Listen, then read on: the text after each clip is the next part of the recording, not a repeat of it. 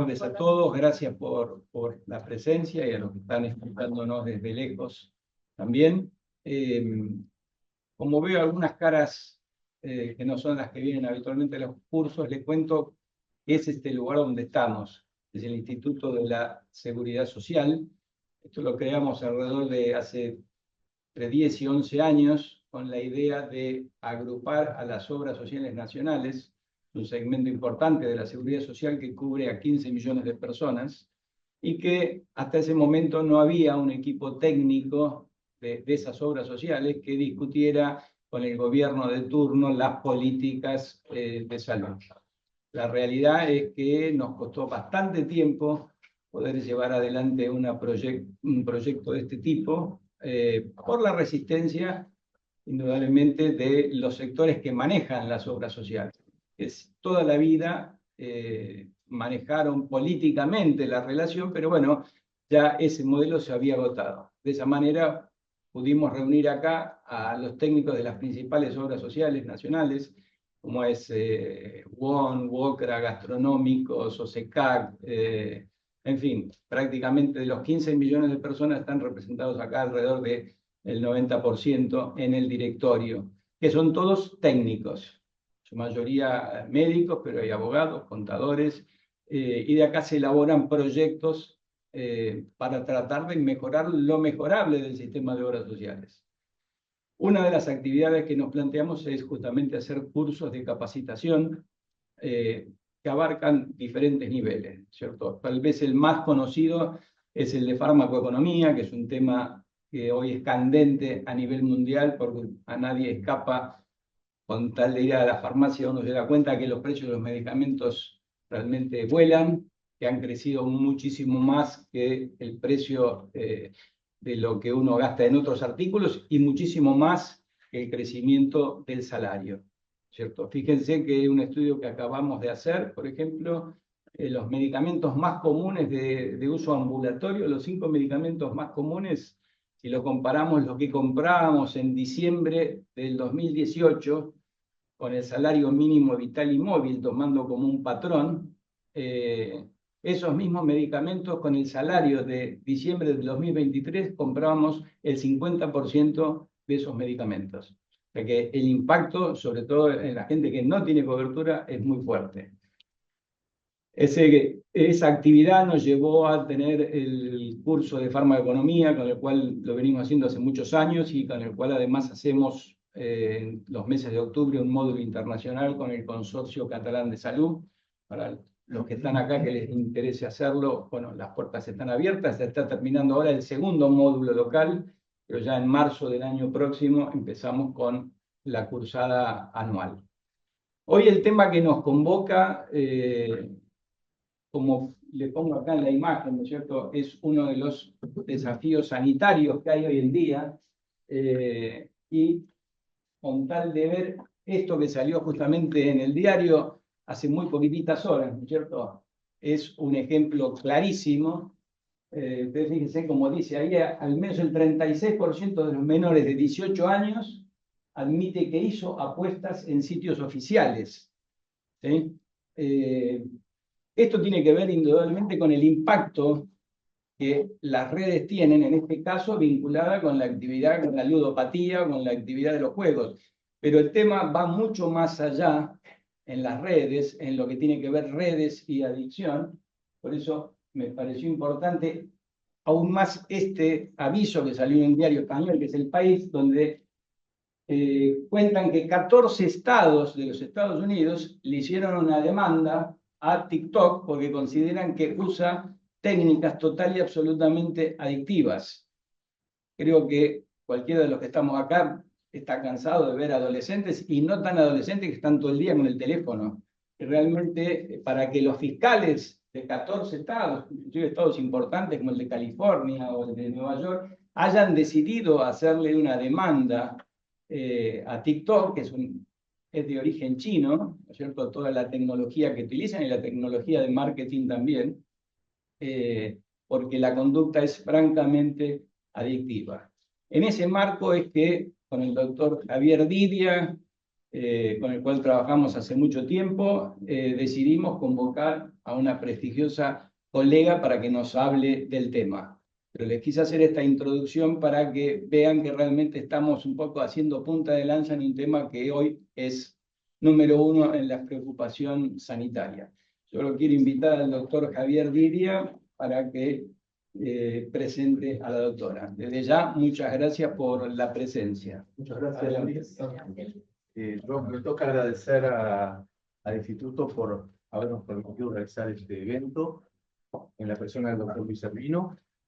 Y tenemos un tema candente, como lo acaba de decir él. Es muy difícil, costó mucho tiempo concientizar que un trastorno adictivo puede tener que ver con algo que no sea una sustancia exógena que se incorpora al cuerpo anatomofisiológico. Después de algún tiempo está aceptado y realmente vamos en camino a que se haga universal y se acepte también como patología dual. Yo no quiero cansarlos porque acá está la doctora Verónica Mora, que es especialista en el tema de adicciones y de juego patológico. La doctora Mora es médica, es psiquiatra, médica psiquiatra,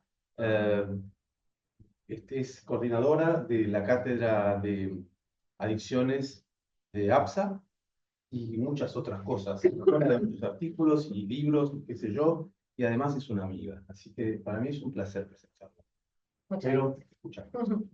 Bueno, agradezco también el lugar al instituto y en realidad a todos ustedes que llegaron hasta aquí hoy y a los que están del otro lado de la cámara que no sé quiénes son ni cómo son, pero muy agradecida de que estar este rato acá conmigo y compartir un poco una experiencia de trabajo que en realidad me parece que es positivo, por lo menos a mí me gusta enmarcar un poco lo que yo voy a decir, desde dónde lo digo, porque siempre desde donde uno dice algo influye en qué es el contenido que uno va a decir.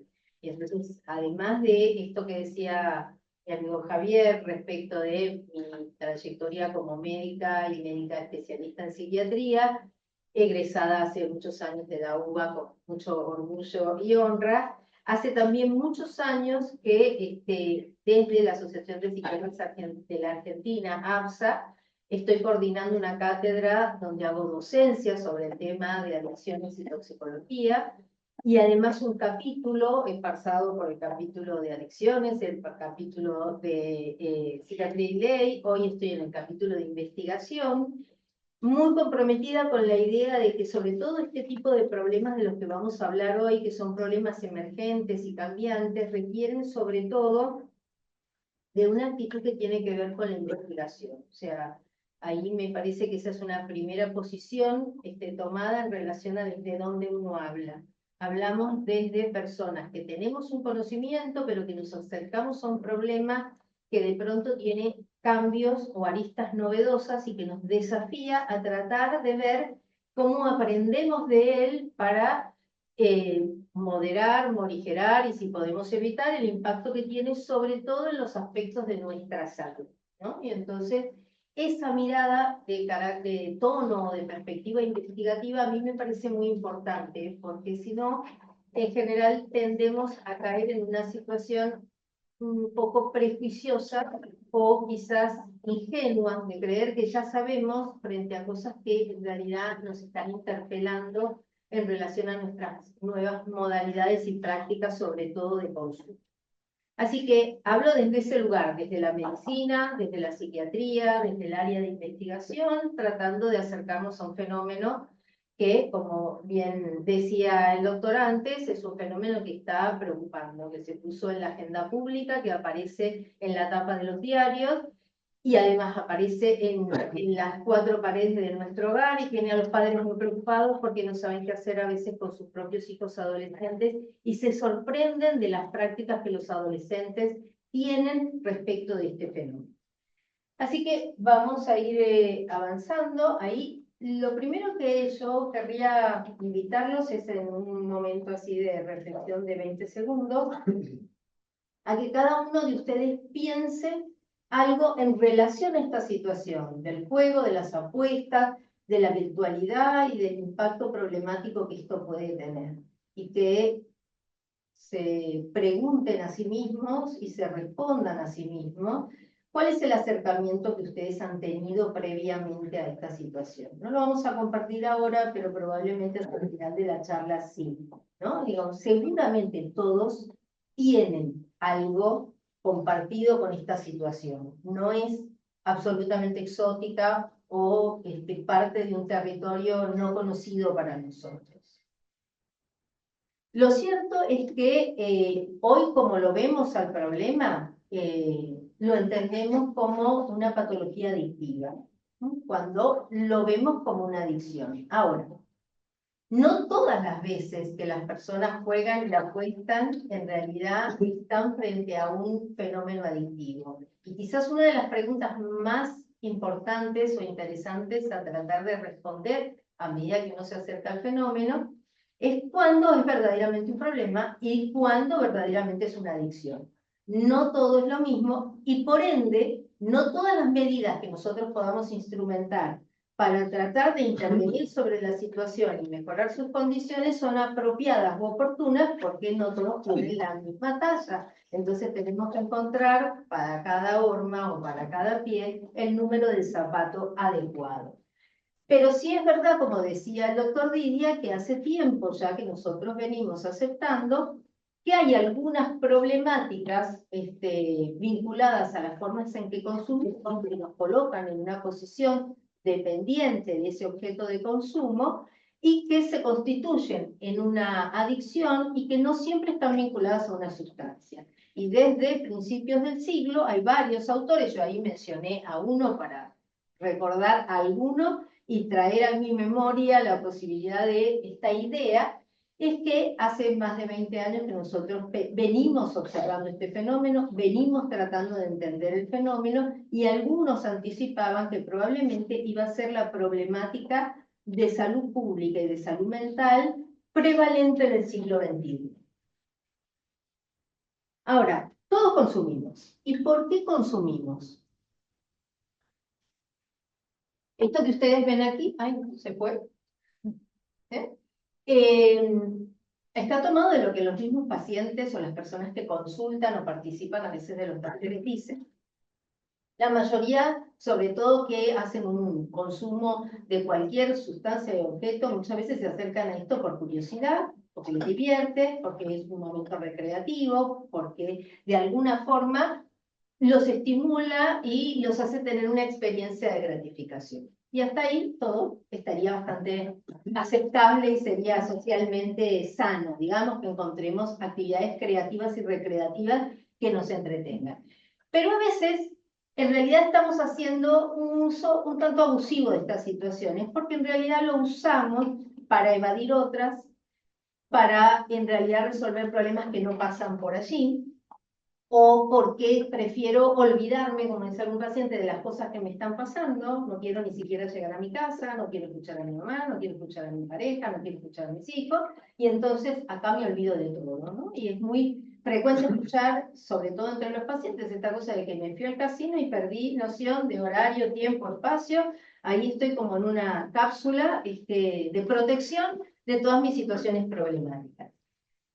Pero aquí hay otro fenómeno que empieza a aparecer más recientemente y que nos preocupa mucho. Siempre el que apostó tenía la expectativa de que yo apuesto 10 y me quiero llevar 30, y qué divertido haberme ganado 20 pesos medianamente rápido. El punto es que se ha masificado de una manera enorme la cantidad de personas que hoy van a jugar para ganar dinero. La primera experiencia que conocimos eran los jugadores de póker y empezó a hacer el póker, que si era un deporte, que si no era un deporte, si lo hacíamos profesional o no, pero ahora no es el póker. Ahora es si el que va a golear va a patear desde la esquina derecha o de la izquierda, si el número que salió es el 62 o el 63, si el ticket que me salió en el cine en realidad es el número de mi suerte. O sea, hay una cantidad de estímulos que están siendo interpretados como un estímulo potencialmente oportuno para hacer una apuesta, ganar un dinero y tener un dinero que necesito y que estoy sintiendo que de otras formas no puedo obtener, o por lo menos no lo puedo obtener tan rápidamente. Digamos, aquí hay un fenómeno que sí es bastante nuevo y que no tiene que ver con el tío o el abuelito que iba al hipódromo y una tarde de repente perdía la mitad de su jubilación. Es un gráfico que intenta mostrar entonces lo que es como el nudo para nosotros conceptual del escenario, digamos, de los consumos, donde hay un sujeto que está expuesto en un contexto donde las adicciones empiezan a ser un problema bastante generalizado. Ese sujeto se relaciona o con una sustancia o con un objeto, y en ese proceso, en ese vínculo, en esa relación que se establece y que vamos a caracterizar en unos pocos minutos, la persona puede adquirir una adicción a una sustancia o una adicción a un comportamiento. Esto del contexto no es poca cosa. La verdad es que nosotros sabemos que vivimos en una sociedad de consumo, que nos invita a consumir, que nos propone, que necesita que nosotros consumamos, porque la economía mundial se mueve en función de que las personas consuman. Entonces, hay un mensaje permanente y muchos intereses puestos en juego para que nosotros tengamos una actitud como consumidores sanos, insistentes, saludables y responsables, ¿no? Pero lo cierto es que la magnitud y el empuje con el que las estrategias de marketing y de promoción de los consumos, que responden a veces a intereses económicos muy importantes, empujan mucho y a veces demasiado para influir en nuestros hábitos. Y después de la revolución informática, y gracias a lo que todos ya empezaron a conocer y manejar, como los algoritmos y la inteligencia artificial, además direcciona nuestra voluntad de consumo. Y entonces ya uno no sabe ni siquiera si es libre de elegir el jabón de lavar que usa para su lavadora, ¿no? Porque hay un condicionamiento bastante importante y bastante visible para nosotros. Y esto todavía se agravó aún más y se hizo aún más visible en el momento de la pandemia o post-pandemia, y después de haber atravesado el momento del aislamiento preventivo y obligatorio. O sea, muchas personas se vieron influenciados a través del Internet y de las redes y de su comunicación informatizada a cambiar hábitos de consumo. Tenemos estadísticas que no vienen al caso hoy, pero digamos, hay estadísticas que muestran cómo las personas incrementaron o cambiaron su consumo, y en particular se incrementaron consumos, sobre todo, por ejemplo, del alcohol. La gente consumió mucho más alcohol y psicofármacos en su casa durante la época de la pandemia.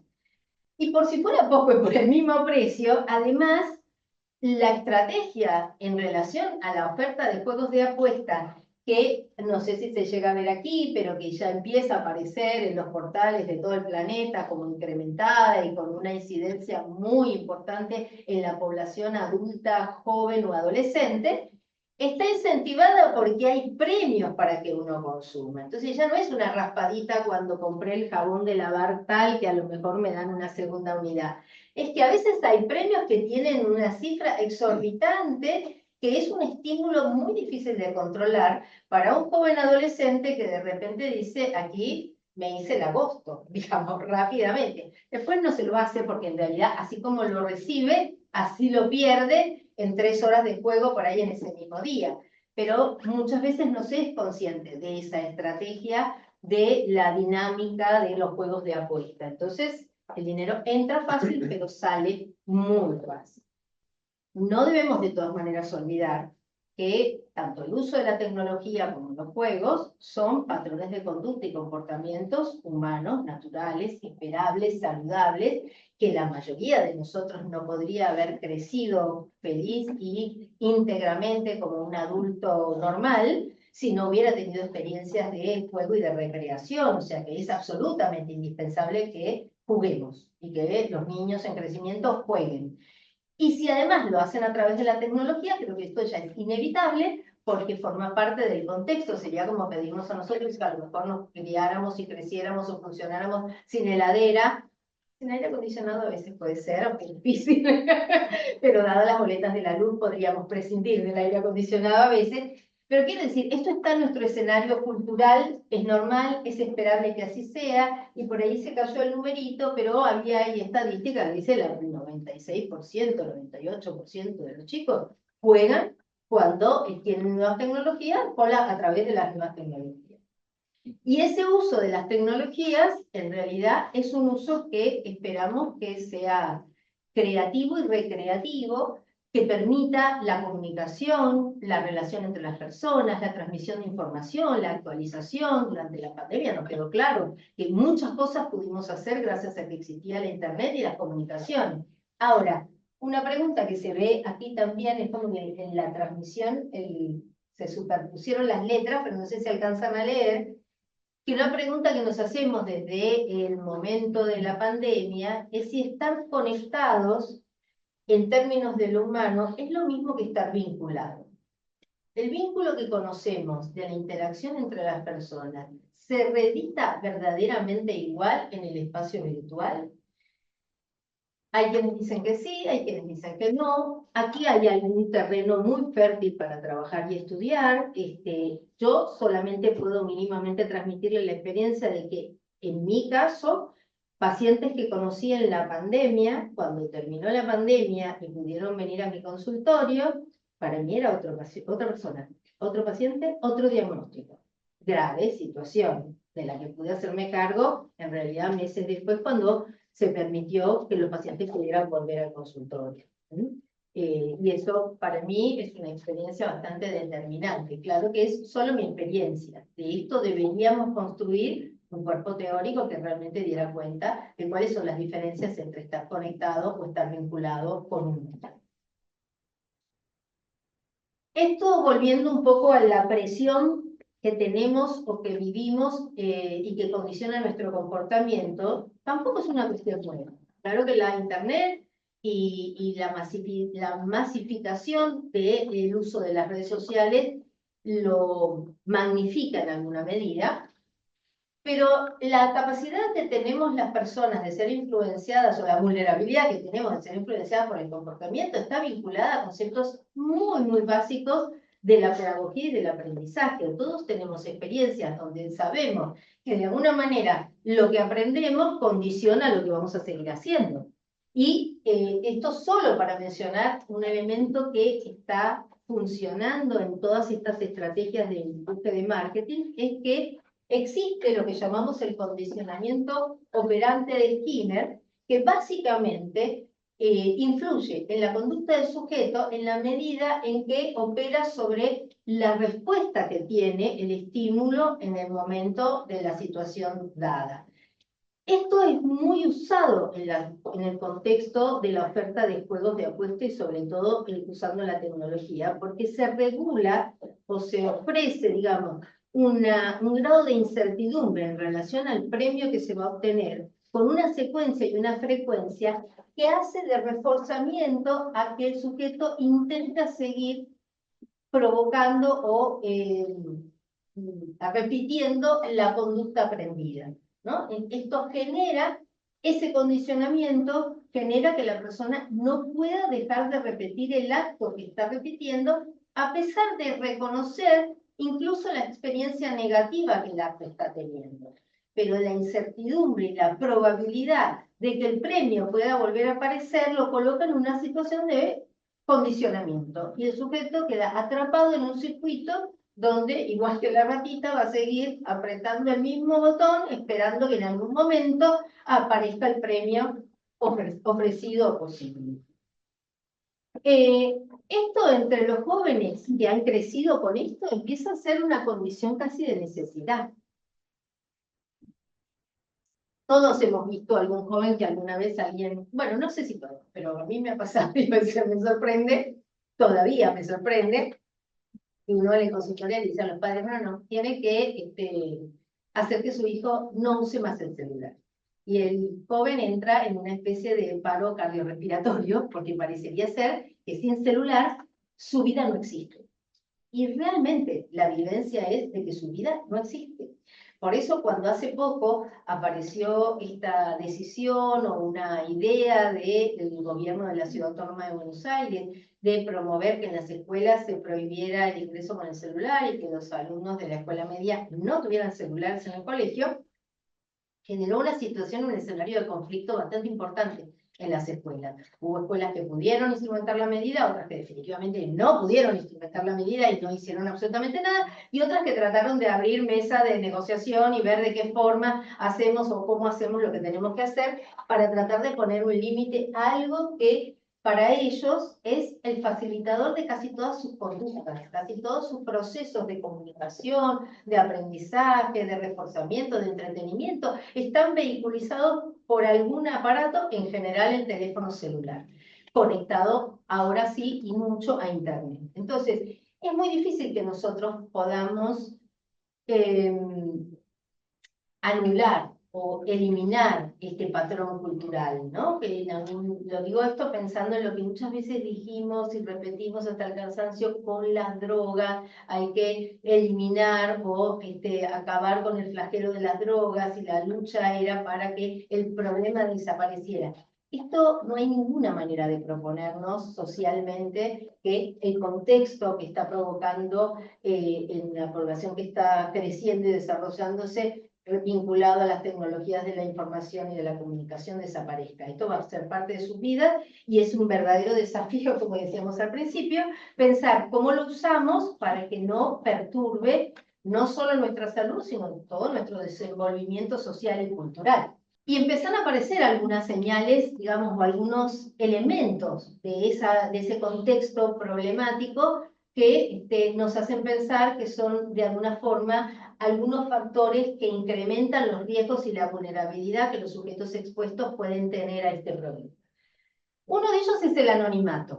Digamos, lo habrán visto y todos habrán comentado alguna vez, sobre todo vinculado a las cuestiones del estilo violento de comunicación que se puede tener en algunas redes sociales, que es mucho más violento aquel que es el pajarito verde de Ituzaingó. Entonces, ¿quién es el pajarito verde de Ituzaingó? Es mucho más difícil que alguien que dice, yo soy Pedro Pérez y soy docente de la escuela tal, o todo mi barrio me conoce, en las redes yo me vuelva loco y empiezo a decir cualquier cosa. El anonimato es verdaderamente un factor que condiciona parte de la magnitud del problema. Y es sobre todo muy agresivo a veces, incluso con sobre todo los menores y las condiciones de abuso que hemos visto y que sabemos que circulan en las redes y por el Internet. La otra cuestión es la velocidad. Además, la Internet ha adquirido una velocidad que, por supuesto, que si uno la compara con lo que le pasaba a uno cuando tenía 15 años y esperaba la carta del novio, bueno, ¿no? Ahora te clavó el visto y en 60 segundos estamos en un ataque de pánico. Antes había que esperar un tiempo y uno podía razonar un poco y venía alguien y le hacía un comentario. Había como una posibilidad de procesar la información de otra manera. La información hoy se procesa a una velocidad que es muy impactante.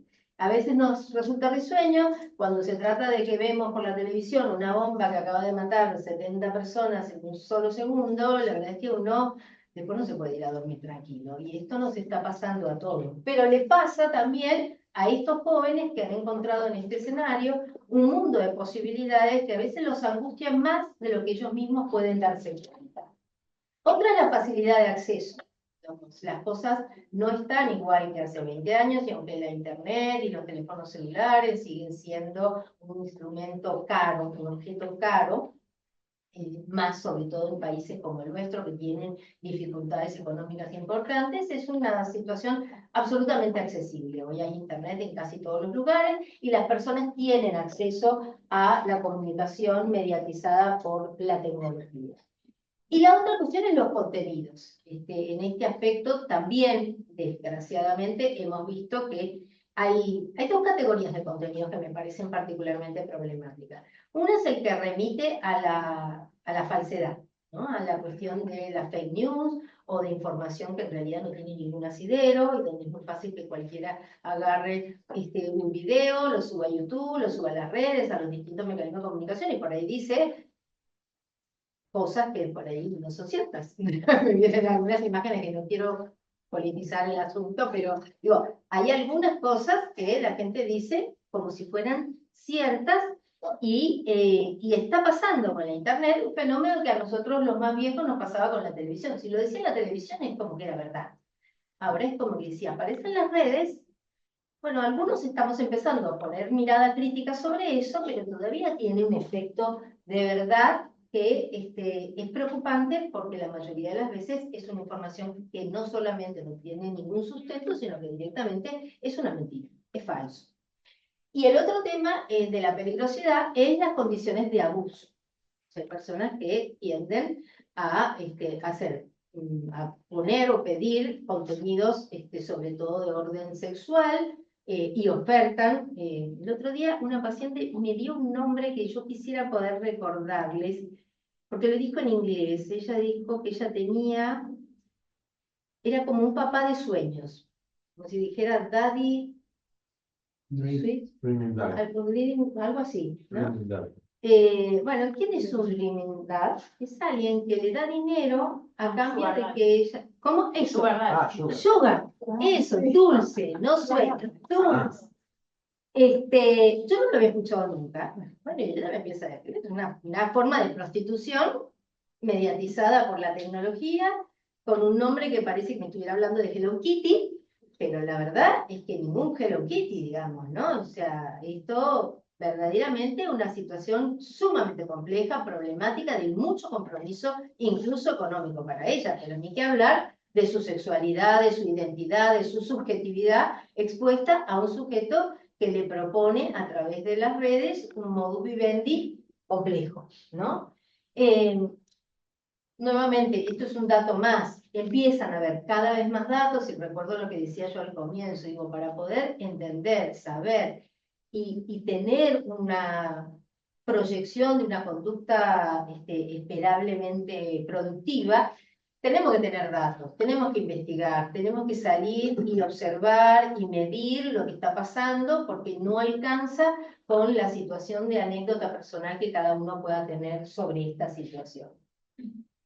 Y a lo largo de los años, yo aquí quiero por ahí mencionarles o comentarles, porque es cierto que hoy la situación estalló y está como muy compleja y está muy difundida, y entonces aparecen los diarios, pero en realidad este no es un problema en sus formas, sí en su magnitud, pero en sus formas no es un problema nuevo. Ya hace mucho tiempo que venimos trabajando y estudiando sobre qué pasa con las modalidades problemáticas del juego. A tal punto que en su momento yo tuve la oportunidad y la suerte de trabajar, aprendí mucho allí en el Instituto de Juego y Apuestas de la Ciudad de Buenos Aires, que es un organismo, una entidad pública, que era el ente regulador de la ciudad sobre la oferta de juego. Este ente se cerró hace unos años ya, y se reconvirtió en lo que hoy es LOTBA, que es lo que ustedes ven por ahí en las cajas de lotería de la ciudad. ¿Cuál es la gran diferencia que había entre el IJACBA y el LOTBA? Es que el IJACBA era solo ente regulador. El LOTBA vende juego, además de regular. O sea, está de los dos lados del mostrador en una posición incómoda para un problema creciente. Pero en aquel momento, cuando esto era solo un ente regulador, fuimos a las escuelas medias de la ciudad. Esto fue hecho en 2012, ya hace 12 años. Pero en aquel momento hicimos esta investigación en una población representativa del colectivo de alumnos de la escuela media de la ciudad. Y ya en este momento nosotros detectamos que había un 14% de la población de las escuelas medias de la ciudad que tenía una modalidad de juego problemática, sintomática, sobre la cual había que intervenir, y era una población en riesgo. Y dentro de esa población, el 20%, aún siendo menores de edad, ya apostaba por dinero para obtener o hacer o desarrollar sus prácticas de juego. Entonces, hace mucho tiempo que venimos siguiendo el problema. Hemos aprendido muchas cosas. El problema, como es desafiante, cambia y entonces nos confronta con situaciones nuevas o distintas o masivas en cada una de sus aristas. Pero, por ejemplo, el tema de las personas famosas e ídolos de los jóvenes, digamos, ya sabemos que cuanto más precoz se instala la práctica, es más dañina para la persona. Y que la fidelidad de la persona a la práctica también va a ser mayor cuanto más precoz sea esto. Pero también y sobre todo, si es a través de los juegos de apuestas deportivas, donde hay líderes de esos jóvenes que los invitan a jugar, que les invitan a promover, y que entonces ellos en realidad construyen una idea de que, bueno, si mi jugador preferido o ¿cómo se llaman los muchachos estos que están los influencers? Mi influencer preferido y al que yo sigo y al que yo estimo y que valoro porque dice cosas con las que yo estoy de acuerdo, me invita a jugar, promueve los juegos, anuncia en su programa las publicidades de juegos, ¿cómo no voy a jugar yo? ¿No? Y aunque existan comisiones europeas, americanas, sudamericanas y todos recomendando desde hace ya 10 años, desde la Convención de Bruselas se está recomendando que los chicos no accedan a las pantallas a propósito, que haya horarios de regulación, que haya regulación de la publicidad. Digo, esto se está impulsando. No se cumple con facilidad porque las estrategias comerciales son o tienden a ser muy agresivas y muy poderosas. Estos comportamientos se afianzan muy sólidamente cuando comienzan precozmente y también es importante saber qué es lo que pasa en el hogar, porque los padres vienen muchas veces desesperados y preocupados, sobre todo cuando descubren que los hijos les han usado la tarjeta de crédito y entonces se encuentran con deudas y problemas que no esperaban y que además a veces son graves. Pero muchas veces no son conscientes para nada de los propios comportamientos que tienen, no solamente con el juego, sino con el manejo del dinero, con el valor del dinero, con las formas en las que se administra esta dinámica dentro del hogar. Y muchas de esas dinámicas son funcionales a la práctica de juego compulsivo y abusivo que estamos viendo en los jóvenes hoy. Tampoco es nuevo esta idea. Desde que hablamos del juego patológico, hablamos de el jugador funcional en el domicilio, digamos, aquel que de alguna manera es como cómplice de la acción.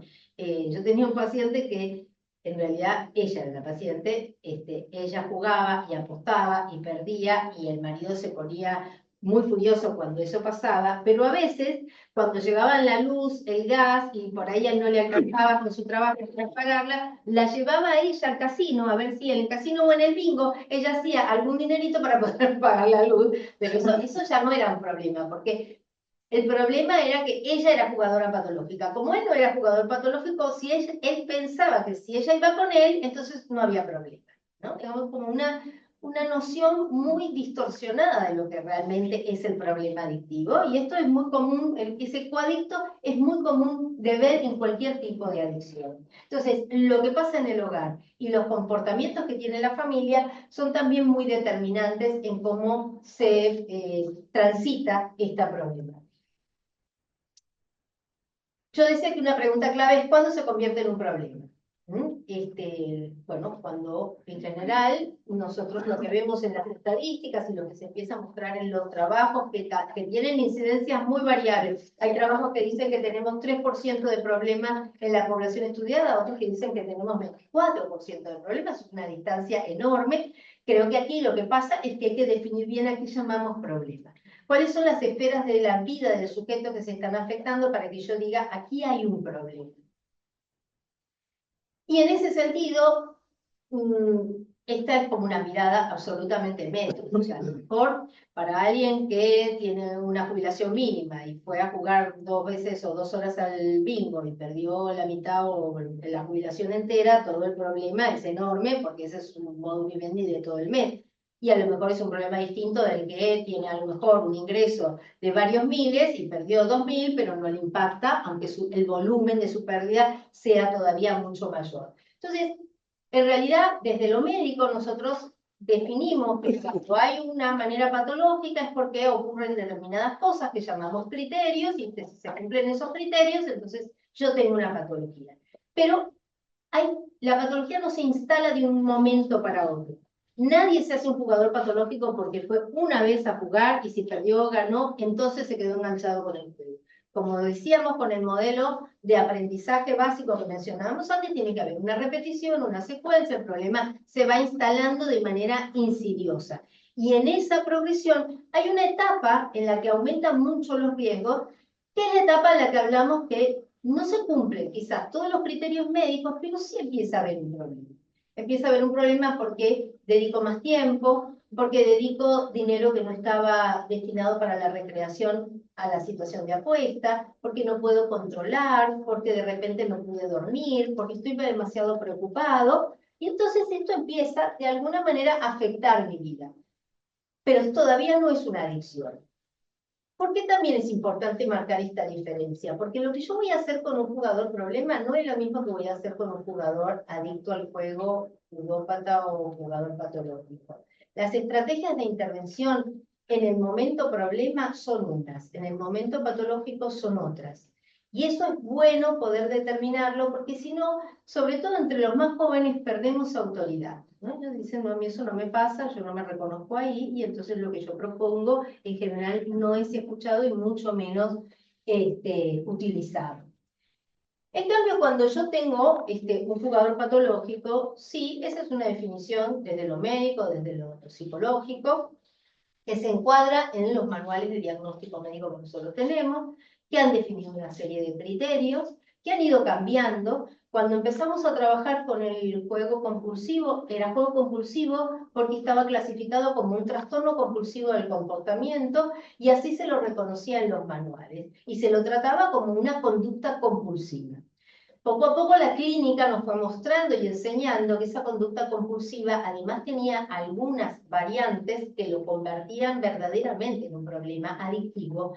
Y entonces también los manuales se fueron ayornando y fueron diciendo, bueno, no, aquí hay una conducta que muestra los fenómenos de tolerancia, de abstinencia, hay una dependencia marcada al objeto, esto es un cuadro clínico de adicción, es verdaderamente una patología, y muchas veces, sobre todo, tiene una comorbilidad. Entonces, esta persona, además de jugar compulsivamente y por ahí tener una deuda, o haber perdido un dinero, o haberse peleado con los padres o con los hijos, en realidad tiene un trastorno mental acompañante que también debe ser diagnosticado, que también debe ser atendido y tratado, porque si no va a ser muy difícil resolver la compulsión. Ahí es donde digo, lo que uno hace es diferente cuando hay una patología instalada que cuando hay un problema, y voy a tratar de resolverlo de distintas formas. Esto no lo voy a leer, ni tampoco lo voy a mencionar todo, pero sepamos que entonces hay una serie de criterios que cuando estos criterios se cumplen, yo digo, tengo un diagnóstico de patología del juego. Y que como es insidioso, también suelo señalar o hacer referencia a lo que estos autores definieron como las fases de evolución del juego, porque todos tenemos como ese momento de enamoramiento, donde me va bárbaro, gané 2 veces, y entonces estoy recontento y tengo que volver. Enseguida empiezo a perder, y en realidad lo que pasa es que cada vez pierdo más y cada vez menos puedo desprenderme de esto. Aquí también está recortado porque las fases son 4, luego hay una fase de desesperación cuando me doy cuenta de que realmente he perdido el control y estoy perdiendo más de lo que puedo afrontar. Y lo más delicado es que hay una cuarta fase, que es la fase de desesperanza, donde la persona en realidad entra en un cuadro depresivo profundo. Y esto es muy importante de detectar, porque aquí, no sé si todos son profesionales de la salud mental, pero nos encontramos frente a una de las problemáticas de salud más importantes y irreversibles, que es que estas personas se suicidan. En la fase de desesperanza, cuando sienten que de ninguna manera van a poder salir del problema, se deprimen profundamente y tienen intentos de suicidio que muchas veces logran el objetivo, y este es un adicto que se suicida, digamos. Y en esto nosotros tenemos que tener, o tenemos una responsabilidad muy importante, y tenemos que tener una mirada clínica muy aguda para poder definir cuándo ese paciente yo lo tengo que internar, o a esa persona la tengo que llevar a un servicio de salud donde pueda ser evaluada y atendida. Con lo cual, normal, problema, patológico, este es el escenario que nos tenemos que llevar en la casa. Todos podemos jugar, algunos pueden tener problemas, algunos, menos todavía, pero algunos, es importante detectarlos, pueden tener un juego patológico compulsivo y requieren un tratamiento. Yo aquí voy a hacer prevención primaria, aquí voy a hacer prevención secundaria o un encabalgamiento entre primario, y aquí voy a hacer una prevención secundaria franca y muchas veces una prevención terciaria, porque este sujeto va a necesitar una rehabilitación para volver a incluirse socialmente. Con lo cual, estamos claros que estamos en el escenario de la adicción cuando el problema cumple con los criterios y la persona ha perdido el control, tiene dependencia del objeto de consumo, desarrolla un cuadro de abstinencia cuando trata de evitar el consumo y verdaderamente se ha conformado como un cuadro complejo que requiere fundamentalmente de diagnóstico y tratamiento. Sí, a ver, lo que voy a contarles ahora en esto de decir, bueno, tenemos una mirada del problema, pero para verdaderamente saber del problema, lo que nos interesa es conocer desde el punto de vista de la investigación realmente qué arrojan los resultados de la investigación. La nota que mostraste que salió en el diario es un estudio, yo no he visto el estudio en sí, así que no sé con qué metodología se hizo, pero esto que ha hecho la Defensoría y que está publicando hoy en la ciudad tiene 1.700 casos, según lo que pude leer, y tiene unos resultados bastante consistentes respecto de una alta incidencia de juego de apuestas online en la población de los adolescentes sobre los que fueron a investigar. No habla de criterios de patología, habla de criterios de uso. Muchos usan, 67% están jugando y apostando en el escenario de la ciudad. Muchos de ellos lo están haciendo con dinero que no es de ellos, que consiguen de otras formas, a través de depósitos de los padres en sus billeteras virtuales. Hay una preocupación en relación a cómo es el manejo de los adolescentes en las billeteras virtuales, y tampoco avanza mucho sobre, en algún momento dice que es preocupante que un 14% aproximadamente ha querido dejar de apostar y no ha podido, pero no describe una situación que a nosotros se nos asemeja a la situación clínica, que sí es lo que les quiero mostrar ahora y que es lo que hicimos aquí. Entonces voy a pasar rápidamente por aquí. Cuando nosotros hicimos ese estudio en 2012, el valor del estudio, aunque es viejo, es que es representativo. Si bien la N es solo de 463 casos, como fue una muestra representativa de las escuelas de la ciudad, estos resultados se podían extrapolar a la población general de adolescentes de escuela media de la ciudad. Esto es muy raro de ver, porque nosotros normalmente vemos encuestas. No vemos estudios de campo en la población general que estén muestreados. Esto a lo mejor parece una exquisitez, pero metodológicamente representa algo muy importante. No es fácil conseguir quien financie esto. Esto fue financiado por el Estado de la ciudad. Y cuando fuimos a preguntarle a los chicos sobre los criterios de diagnóstico del DCM, nosotros encontramos que había sintomatología, porque no podían estar de buen humor, o digamos, si no les dejaban jugar, entonces buscaban formas de hacerlo, buscaban formas de transgredir, porque no se sentían de buen humor con eso. Pasaban más tiempo del que querían jugando, o sea, decían voy a jugar 2 horas y que de repente se dan cuenta que habían jugado 7 horas. Si no me dejan, se enoja o se pone irritable. En el último año aumentó sus horas de juego. Los amigos y los padres lo ven distinto y le señalan que esa forma de jugar les va a traer problemas.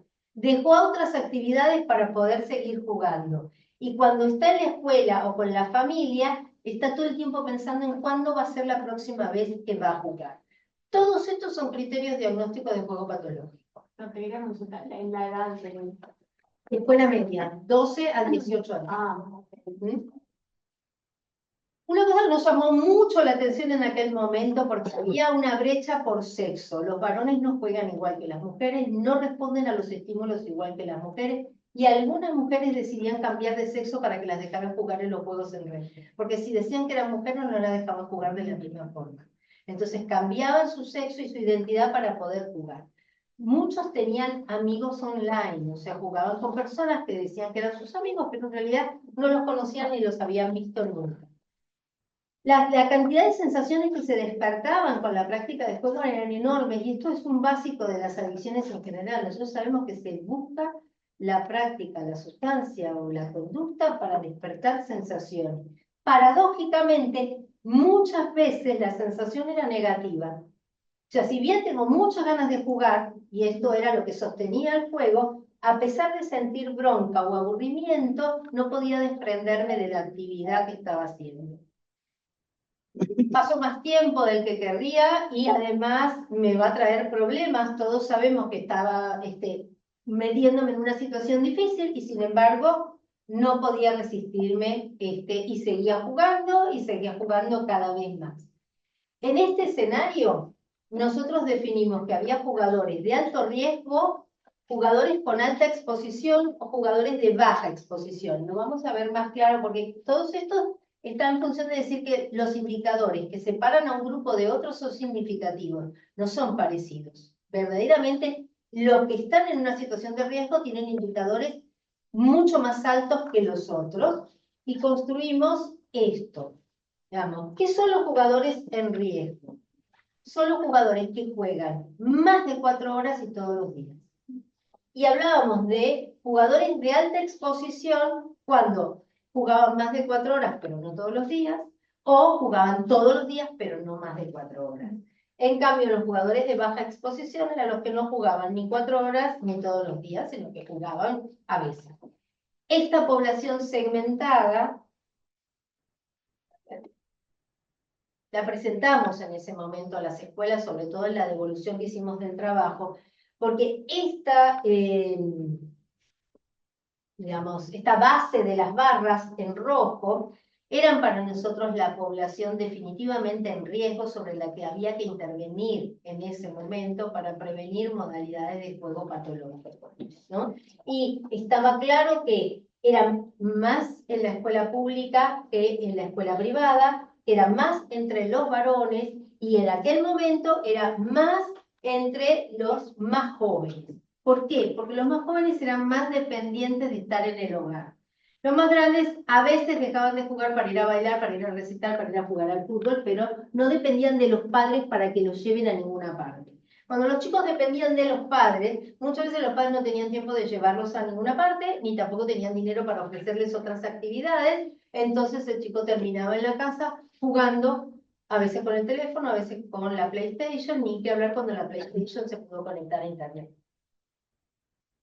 Y en definitiva, eso nos condujo en más de 12 años a un escenario donde la intervención no ha sido lo suficientemente eficaz, y entonces estamos en el escenario que los diarios describen hoy, donde los chicos están jugando en el medio del aula y de pronto están apostando con sumas de dinero que superan los 100.000 pesos y el docente o el preceptor no sabe qué hacer para que deje de jugar porque no hay manera, todo parece un callejón sin salida y un laberinto donde los docentes, la familia, los actores que tienen algún poder de decisión en relación a las políticas públicas tampoco saben claramente cómo intervenir en esta situación. Esto es un final del trabajo de la Universidad Complutense de Madrid, que en realidad lo puse porque de alguna manera reafirma o confirma los datos que nosotros tuvimos aquí. O sea, este es un problema global, no nos está pasando solo en la Argentina, ni tampoco solo en Buenos Aires. Los estudios de otros lugares repiten un fenómeno similar, aunque a lo mejor sus números sean un poco diferentes, y para eso tiene que ver con algunos sesgos de la metodología que se utilizó en la investigación.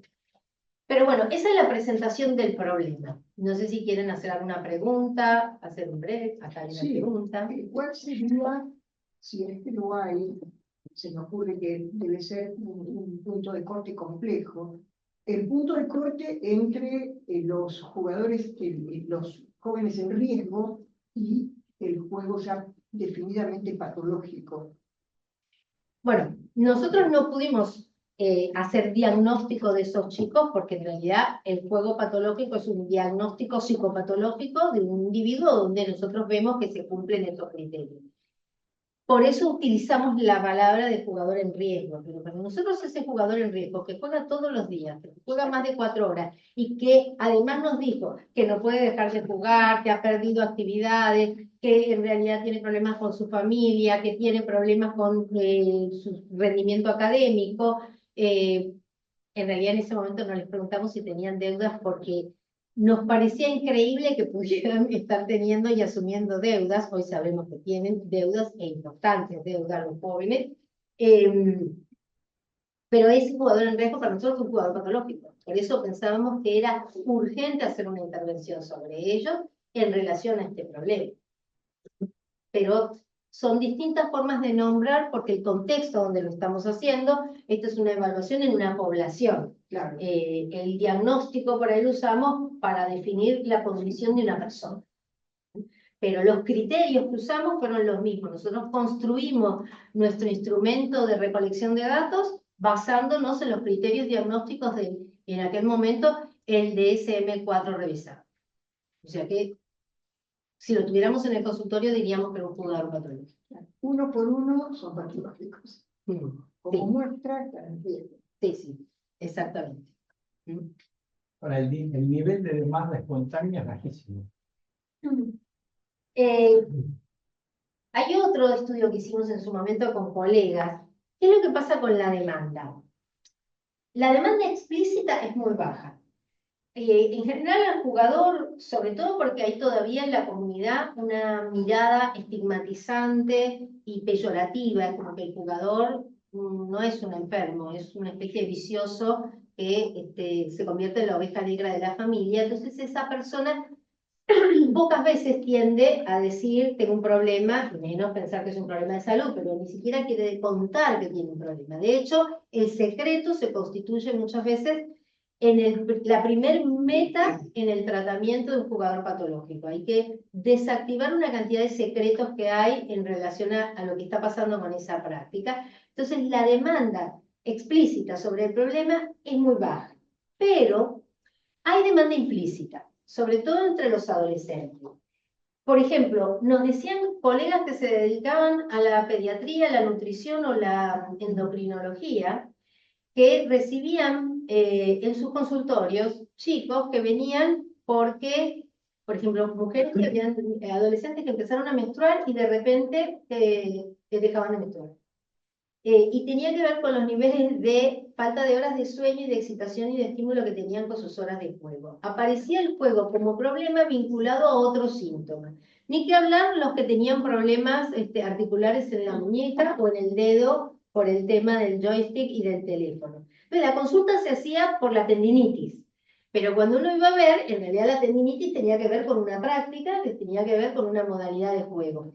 El punto es que el profesional que recibe pregunte. Porque si yo digo, bueno, sí, tiene una tendinitis, sí, tiene una tendinitis. ¿Y cuál es el tratamiento de la tendinitis? Tratemos la tendinitis, el antiinflamatorio, la inmovilidad, el reposo, qué sé yo. Si el colega se queda hasta ahí, en algún punto lo que hizo médicamente hablando, por ahí está bien.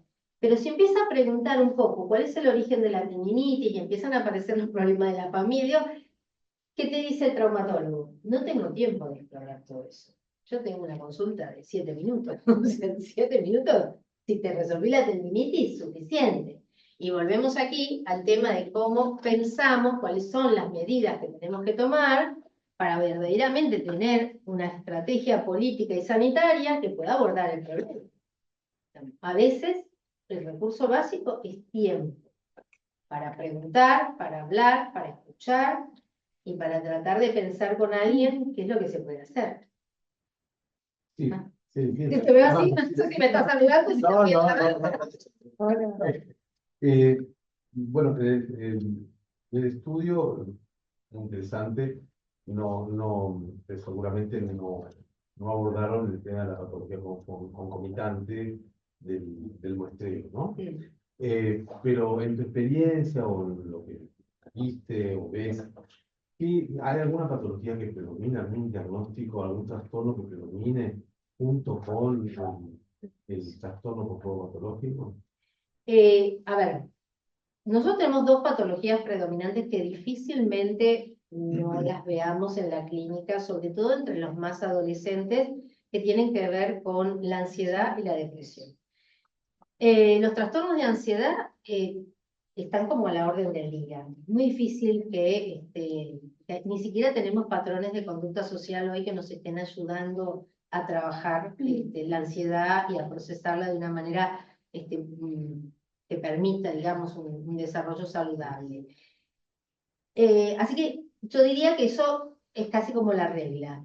La depresión nos preocupa más, por lo que les dije además también, porque además esta conducta de intento de suicida o muy drástica entre los adolescentes es una problemática instalada. Entonces, si nosotros percibimos cuadros depresivos, hay que tratar de intervenir sobre eso.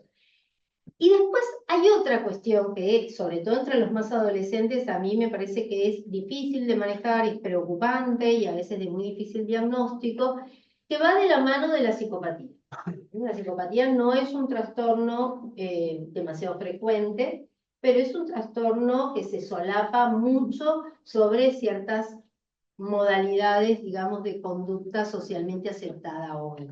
Y en la adolescencia todavía es mucho más difícil, porque los adolescentes transitan una etapa de cambios y de modificaciones y de consolidación de su identidad, donde muchas veces las defensas que utilizan para procesar toda esta enorme vertiginosidad de cambios que viven, se manejan con ciertas conductas psicopáticas, transgresión, rebeldía, secreto. Entonces, uno diría, ahí hay que aproximarse con cuidado.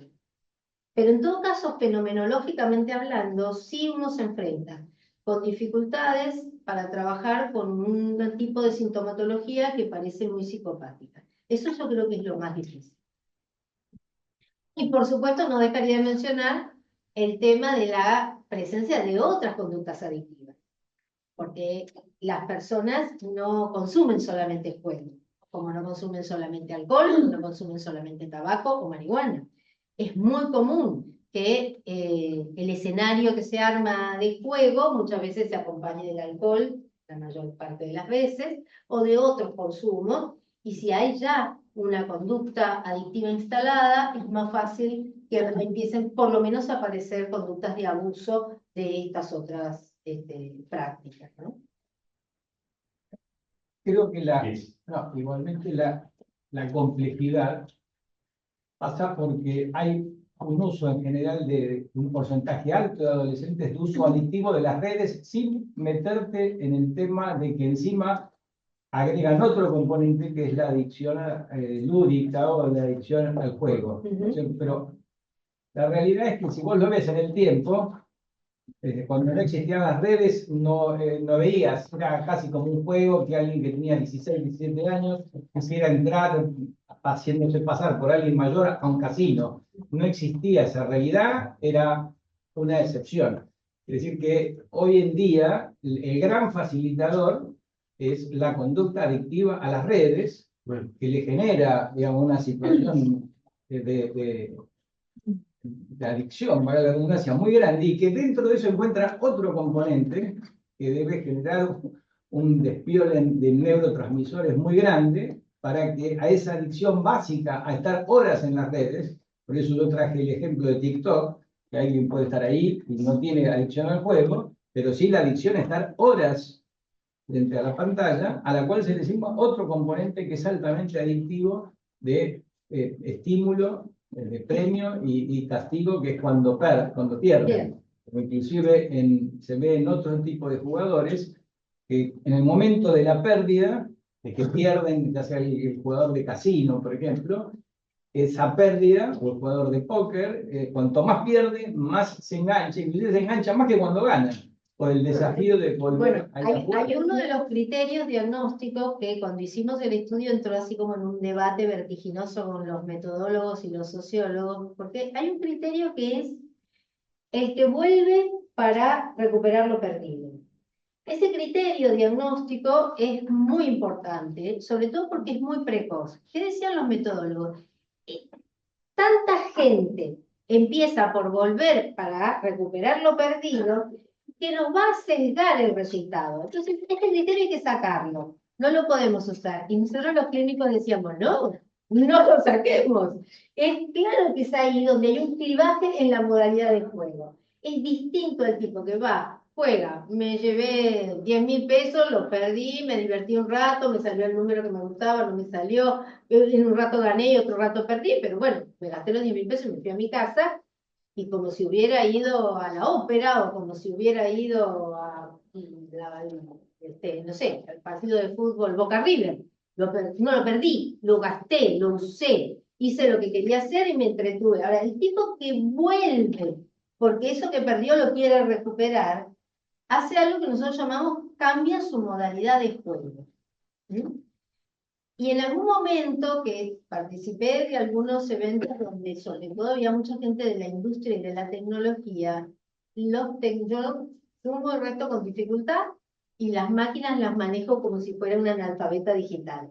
Pero estos señores decían que las máquinas pueden detectar ese cambio en la modalidad de juego, como si fuera el algoritmo al revés. O sea, la máquina puede darse cuenta cuando vos cambiaste tu modalidad de juego.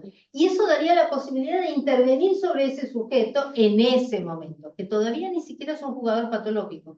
Es fundamentalmente un sujeto que cambió su patrón de comportamiento en el juego. Los elementos para hacerlo están. Nos falta que nos pongamos de acuerdo en hacerlo. Una cosa que quiero agregar de lo que decías vos, Luis. Hace rato que la adicción a Internet viene empujando para ser clasificada nosográficamente en la clasificación de enfermedades psiquiátricas, y realmente yo creo que a esta altura podemos considerar que es otra modalidad de adictiva, diferente del juego, digamos, ¿no? Como decía, digamos, y es claro que va a terminar apareciendo, Totalmente de acuerdo. ¿es cierto? Porque es otra modalidad de, puede no jugar a nada y jugar justamente a eso, ¿no? Estar enganchado con las redes. Y en eso, obviamente, Como estratos que se sí, superponen. seguro, tal cual. Y que tienen un tronco común, porque aquí lo que yo creo que es interesante es poder definir si estamos de acuerdo, y esa es la mirada que vamos a darle al problema, de que es una conducta adictiva, y que tenemos que diferenciarla de cuándo es problemática y cuándo es verdaderamente adictiva, sea con dinero o sea sin dinero, porque a lo mejor lo que se juega es otra cosa, pero la conducta adictiva además nos obliga, si estamos de acuerdo en que esto es así, que se puede ser adicto al juego o a las redes, o X, al vaso de agua, mi propuesta de intervención, porque aquí yo, digamos, además por una cuestión de tiempo, no abordé lo que son los mecanismos de intervención. Pero una cosa es intervenir preventivamente y otra cosa es intervenir terapéuticamente. Cuando yo voy a intervenir terapéuticamente, además de la comorbilidad, que es muy importante tener en cuenta, si yo pienso esto como adicción, yo tengo que pensar en la deshabituación y en la rehabilitación como forma de intervención. Si pienso que es otra cosa y a lo mejor entonces hago otra cosa. Pero es muy determinante para pensar la intervención que es cómo yo estoy entendiendo el problema. Y en ese punto es básico ponernos de acuerdo si creemos que verdaderamente esta es una conducta adictiva. Yo te preguntaría algo. No, porque me quedé como escuchando cuando Javier hablaba de las comorbilidades, el Instituto de la Ansiedad y la Depresión. Creo que el problema que tenemos los que trabajamos en adicciones es el huevo y la gallina todo el tiempo. Digo, ¿pensás que es como anterior o que es producto de, porque digo, en la misma adolescencia, en esto de conformar como la identidad y todo, o sea, la presión social que tiene? Yo también vengo de lecturas como estas,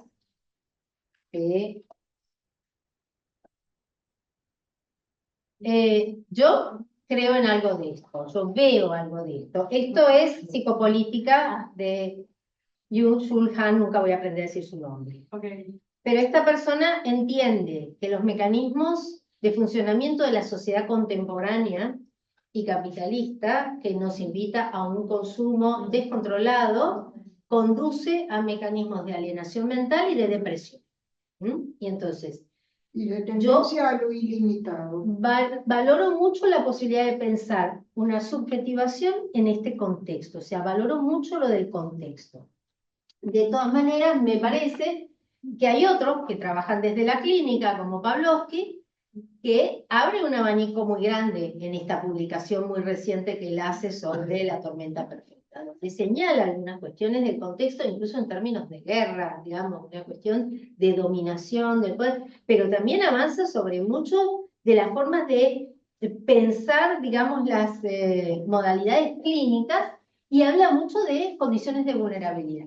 donde a lo mejor ese contexto y esa propuesta social contemporánea hace estragos fundamentalmente cuando hay condiciones de vulnerabilidad del sujeto que van desde las biológicas, donde a lo mejor hay cosas que todavía nos queda mucho terreno por descubrir, a cuestiones que tienen que ver con las formas de educación y de crianza, y donde ha habido situaciones muy disfuncionales, ni qué hablar, si han sido situaciones de abuso, recuerdo lo primero que yo puse, digo, la gente empieza a jugar para evadirse de, para olvidarse de, digamos, ¿qué has vivido que te obliga a tener que olvidarte de? Ahora, ese sujeto que tiene esa condición de vulnerabilidad probablemente tenga un trastorno, no sé si de personalidad, pero por lo menos alguna sintomatología que lo condiciona primero en esa condición de vulnerabilidad, y entonces este estímulo se convierte verdaderamente en una tormenta perfecta, ¿no?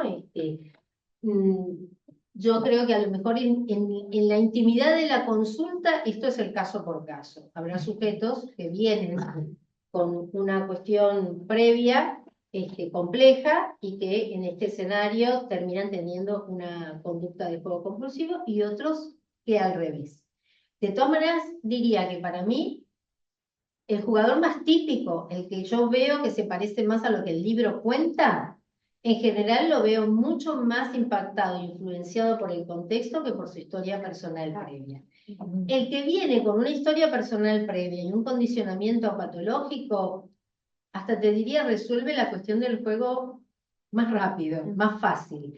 Y en realidad su gran problemática a lo mejor es lidiar con una madre esquizofrénica o con una tendencia compulsiva propia a otras cosas, y cuando no es el juego es la comida o el sexo, no, y lo ves claramente inmerso en esa problemática y deja de jugar más fácil, parece. Por lo menos eso es lo que veo en mi experiencia. 5 y... 5 y terminamos el streaming. ¿En el streaming habrá alguien que quiera hacer alguna pregunta? No, están todos callados. ¿Ustedes, alguno quiere hacer alguna pregunta más, comentario, pedido? Tenemos un segundo capítulo que será el capítulo de tratamiento, pero eso será para otro día. Porque no sé tampoco quiénes son acá del mundo psi y trabajan atendiendo, pero... La pregunta que yo tenía es si en el área de... ¿Hay algún estudio vinculado con el comportamiento de los neurotransmisores vinculados primero con la base, que es la adicción a las redes, que genera un estímulo inmediato,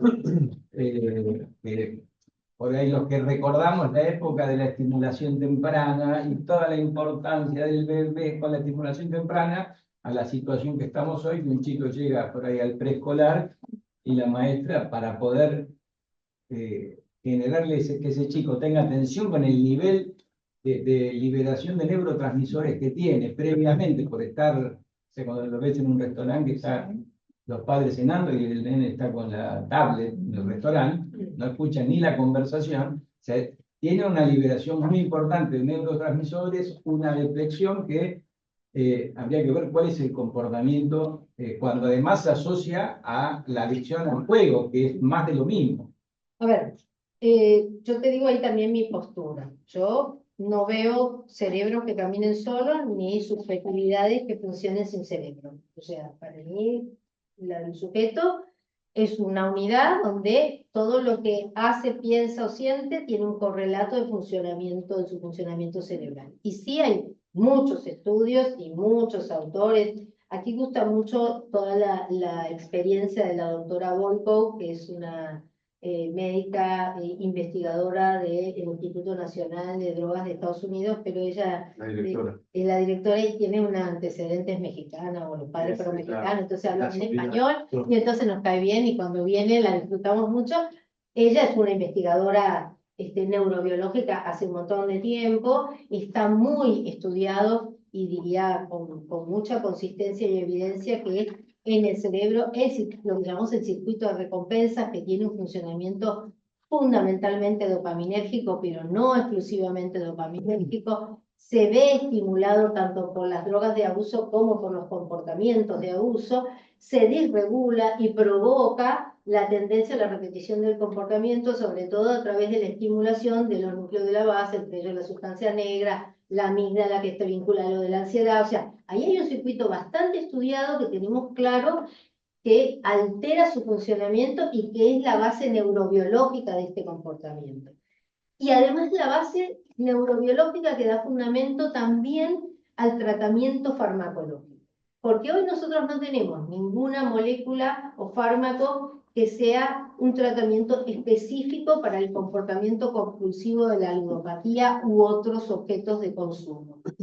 Pero su clínica polimorfa y diversa nos permite hacer uso de la molécula psicofarmacológica para estabilizar la compulsión, para mejorar la depresión, para mejorar la capacidad de disfrute con otras áreas de estimulación, para mejorar las condiciones neurocognitivas que ese sujeto tiene deteriorada por el mal funcionamiento de su sistema límbico. Entonces, la herramienta farmacológica se usa, se puede usar, se debe usar en algunos casos según la clínica con la que uno encuentre, y además tenemos que estar preparados que, así como la trayectoria de juego es larga, la trayectoria de tratamiento también.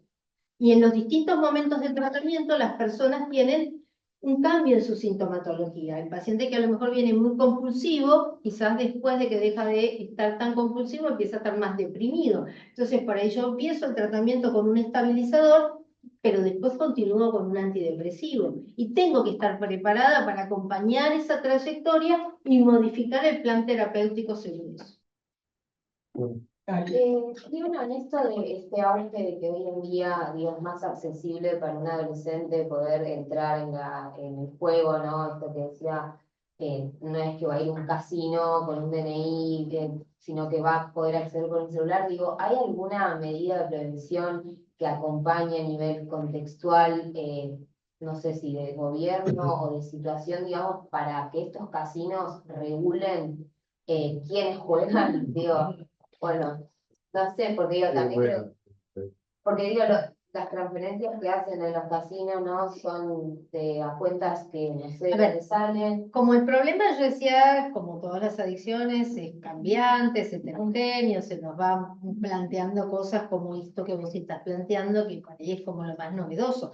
Antes, cuando teníamos el jugador que ya no tenía que ir a Mar del Plata, que iba a la esquina de su casa porque tenía el bingo, aparecieron algunas herramientas como por ejemplo la autoexclusión. Y entonces eso era un contrato de partes privada entre el jugador que asumía que tenía un problema y que no podía controlar su conducta solo y autorizaba al dueño, no al dueño, porque el dueño iba a estar ahí, digamos, a la administración del casino, para que cuando él tratara de entrar al casino, el casino no lo dejara entrar. Eso se llamaba autoexclusión, incluso la informatización de la información hizo más fácil, porque ya entonces las personas se autoexcluían, ponele en el bingo de Avellaneda, pero se autoexcluía ahí, pero podía estar autoexcluido en todos los bingos de la misma empresa que socializaba la información, ¿no? Y los jugadores además se disfrazaban y a veces trataban de entrar de otra manera o con otro documento, pero bueno, el señor que ya lo conocía, porque en general el trabajador del bingo, del casino, conocía a los jugadores, intervenía, ya sabía qué podía hacer, los sacaba de la sala, etcétera, etcétera. Eso era posible en el escenario físico, ¿no? En el escenario virtual existe también, o existen aplicaciones y programas de autoexclusión. Pero estamos viendo exactamente lo mismo. Ya no se disfrazan con una peluca y con un anteojo, porque no es necesario eso, sino que encuentran maneras de hackear a su propio sistema de aplicación para poder entrar a este mismo casino o a otro casino, porque la oferta está masificada. Aquí hay otro factor que también estamos viviendo que sobre todo ha alterado mucho a las empresas, que es que no solamente es que hay más oferta, sino que además hay más oferta ilegal o clandestina. Porque esa oferta clandestina es una persona que a lo mejor está incluso en otro país y que puede acceder a ofertar su producto en la red. Muchas veces son incluso exjugadores que saben lo que tienen que ofertar para que los jugadores se enganchen. Digo, ahí hay un circuito sumamente complejo que depende ya no solo de cuestiones sanitarias, sino cuestiones del orden de la seguridad y de la administración pública en general. Yo creo que los resortes técnicos están. Vuelvo a decir lo que dije hace un ratito. Digo, si una máquina puede detectar cuando el jugador cambió su modalidad de juego, hay recursos técnicos para poner ciertas barreras.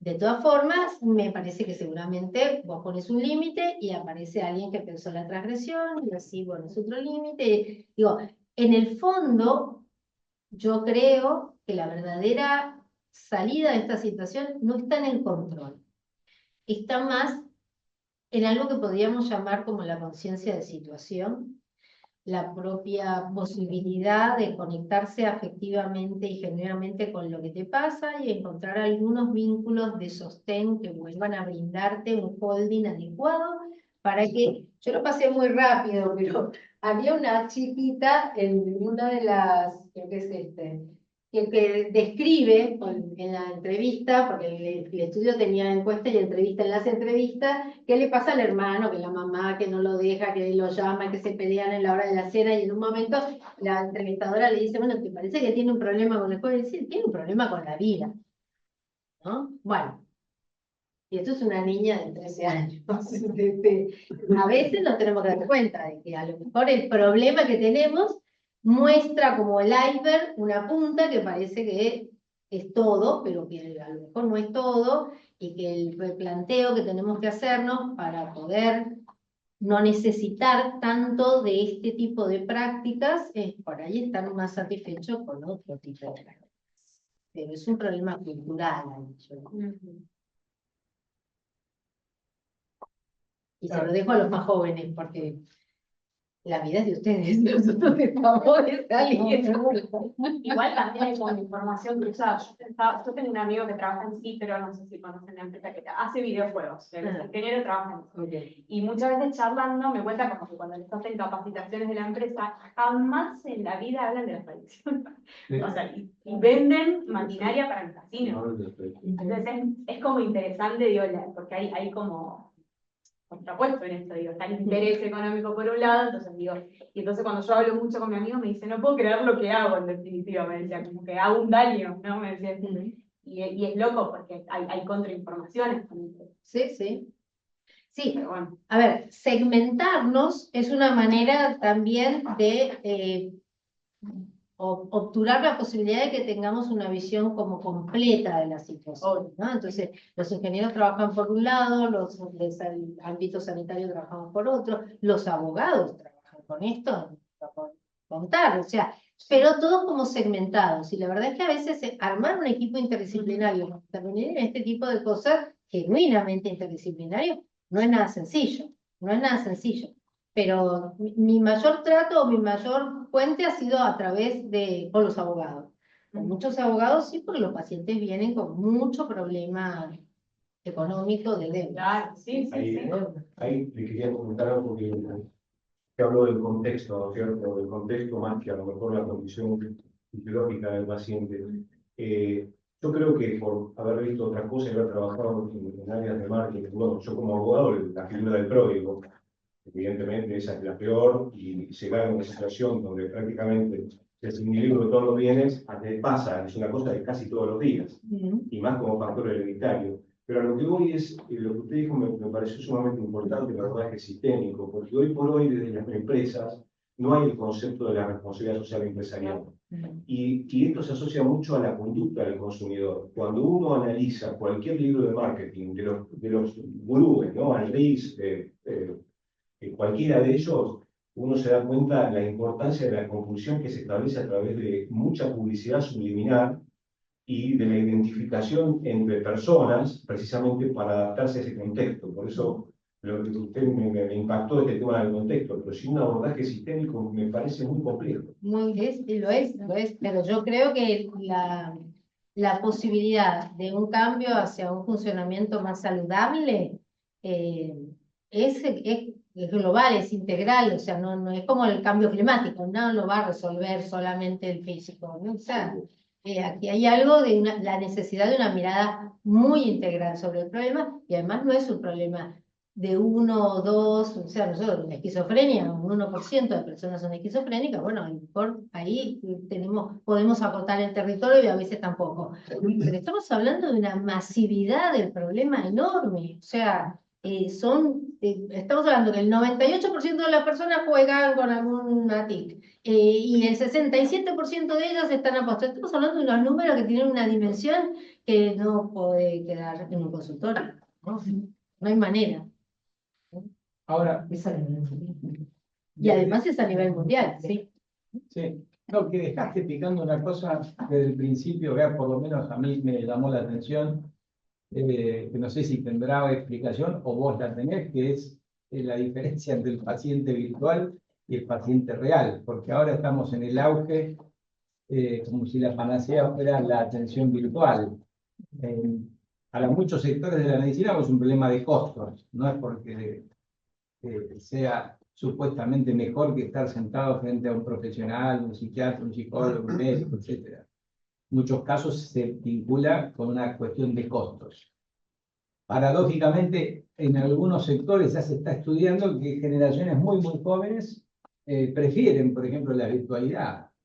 O sea, generaciones adaptadas ya o que nacieron con los millennials, etcétera, a diferencia de gente de otros targets, prefieren la virtualidad. Pero, ¿cuál fue esa experiencia tuya por lo cual decís, no, es otro paciente que estoy viendo? ¿A qué lo atribuís o por qué pensás que es?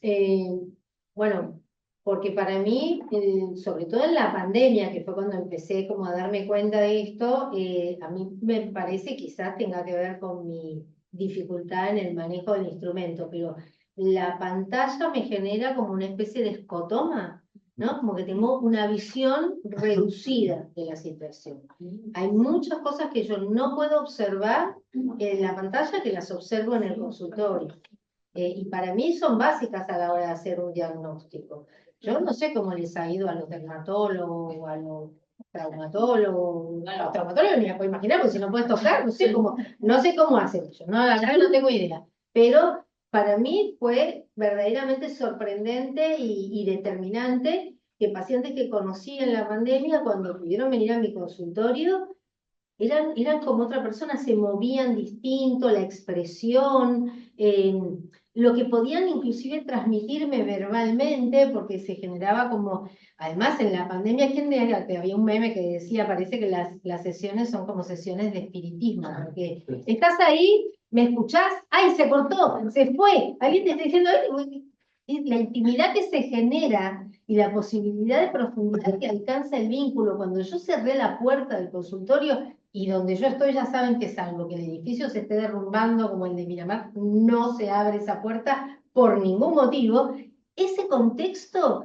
genera una posibilidad de vínculo con el otro que también va a la otra pregunta que yo puse al principio. Digo, ¿estar conectado es estar vinculado con alguien? La verdad es que yo creo que ahí es un terreno, insisto, que tenemos que trabajar mucho, porque yo creo que no es, en mi experiencia no es igual.